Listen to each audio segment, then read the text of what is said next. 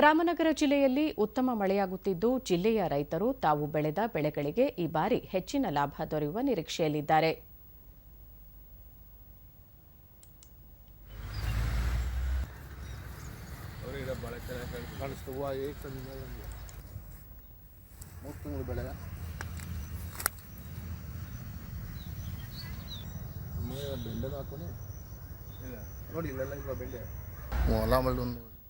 ದೂರದರ್ಶನದೊಂದಿಗೆ ರೈತ ಕುಮಾರ್, ಈ ಬಾರಿ ಮಳೆ ಅಗತ್ಯ ಪ್ರಮಾಣದಲ್ಲಾಗಿರುವುದರಿಂದ ಅವರೇ ಬೆಳೆ ಉತ್ತಮ ಇಳುವರಿ ನೀಡುವ ವಿಶ್ವಾಸವಿದೆ ಎಂದರು.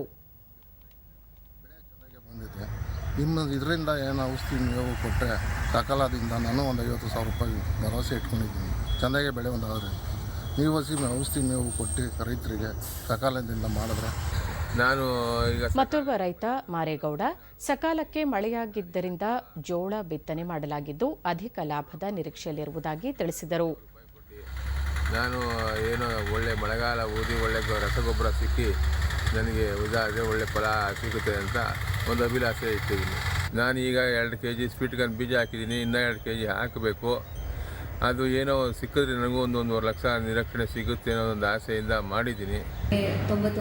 ಕೃಷಿ ನಿರ್ದೇಶಕರಾದ ಅಂಬಿಕಾ, ಈ ವರ್ಷ 300 ಹೆಕ್ಟೇರ್ ಪ್ರದೇಶದಲ್ಲಿ ಬಿತ್ತನೆ ಗುರಿ ಇರಿಸಿಕೊಳ್ಳಲಾಗಿದ್ದು ಬಿತ್ತನೆ ಬೀಜ ಹಾಗೂ ರಸಗೊಬ್ಬರ ಕೊರತೆಯಾಗದಂತೆ ಕ್ರಮ ವಹಿಸಲಾಗಿದೆ ಎಂದರು.